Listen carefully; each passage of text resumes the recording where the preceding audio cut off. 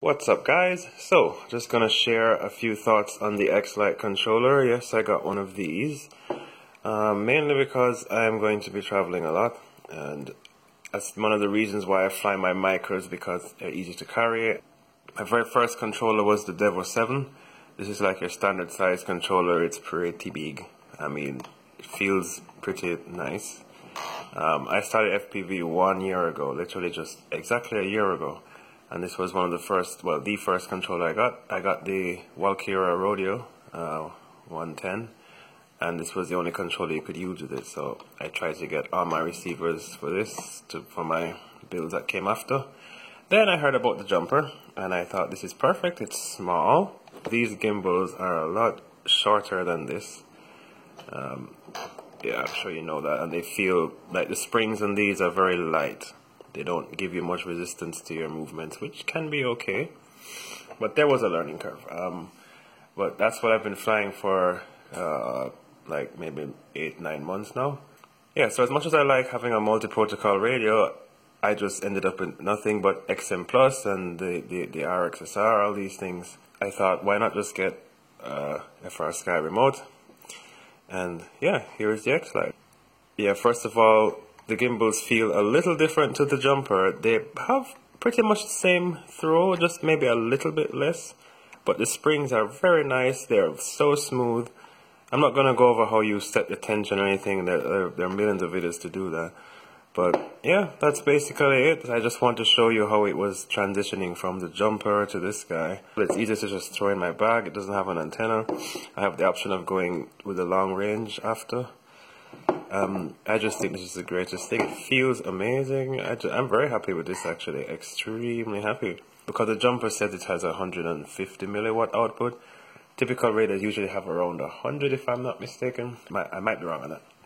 But yeah, I realized that this actually did a little better. Maybe, I don't know, my test was not very scientific, or maybe it was a placement of the antenna or whatever. But I literally put them in the same position, and I left the drone in another room, bound it to this one. So my test wasn't very scientific. I had about 5% more RSSI, give and take. It was, it jumps around, so. But that was good. My test was not very scientific. Maybe if I had moved the antenna just that much, then it would have jumped down or up or whatever. And the same thing with the jumper. But anyway, I'm very happy I've flown this. I haven't had any problems with range or anything. So the internal antenna is very good. Like I said, when I want to go long range, I can just get that module, and I'm fine. So yeah, what I want to mention, and I say this in almost all my videos, is that, guys, remember, there's a learning curve for lots of these things, because, when you have your muscle memory and you're used to these big, huge sticks, the minute you pick this up, you're going to feel like, what am I doing? Like, my brain cannot even comprehend, these sticks. The thing is, you have to give yourself some time, even with goggles, anything, your brain gets used to certain things, and our natural way is to just want to stick with what we know. So yeah, that's what I'm saying. For me, I always give things a chance, because basically I'm very much about the future, and I think, I don't like things that are too traditional. I mean, it's not that I don't like it, but I'm always looking for what's the next best thing. That's just a part of my personality, where I think about how are things going to change. We've been flying radios like this forever, so why not make them smaller? Things are evolving, getting smaller. Yeah, so partly why I fly the micros. I love my 5-inch drones, don't get me wrong, but I fly micros because things usually get smaller and more compact and more powerful, and that's just the future, I think. And that's why I like this remote. I think it's very futuristic. I think things are going to get more, maybe, into this form factor. Who knows? I could be wrong. They might even make them bigger. One thing I must say, though, is that because these sticks are shorter, it's not that the gimbal doesn't have resolution. The resolution is there, but when you have a taller stick, it's just, physics. Like, if you have something longer, you are able to be more precise as to where you want it, because like a movement of maybe just this little much here is going to be a lot bigger, if the stick was like up here. This is just being very drastic.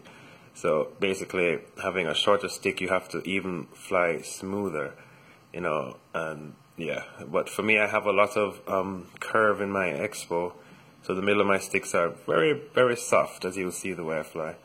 So it doesn't actually bother me.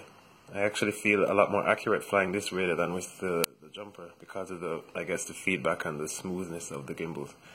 But yeah, that's basically it, guys. So just take a look and yeah, see how this works out for me. If you have a jumper, I would recommend, you know, getting this. I could have gotten the version 2 jumper that's out. It also has the module bay in the back, but still you need a Taranis to program like the Crossfire and those things. So I thought this is a good future-proof thing.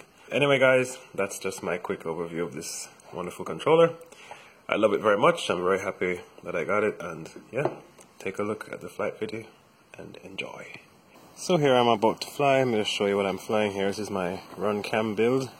I don't think I showed an update on this, but I ended up putting these HGLRC 1407 motors. Yeah, the motors from the XJB145. That's what I used here. And everything is pretty standard. I should probably be flying this on a 4S, but I fly it on a 3S, and this does pretty well. Second build is this is one I built with the eSheen DVR, onboard 720p DVR. That I quite like this one. So yeah, here we go.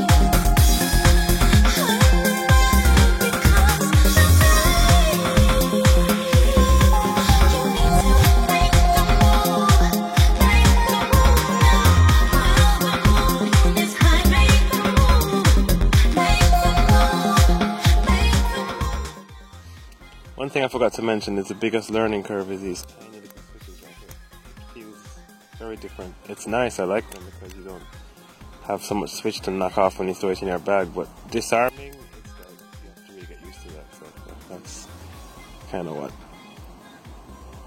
sucks.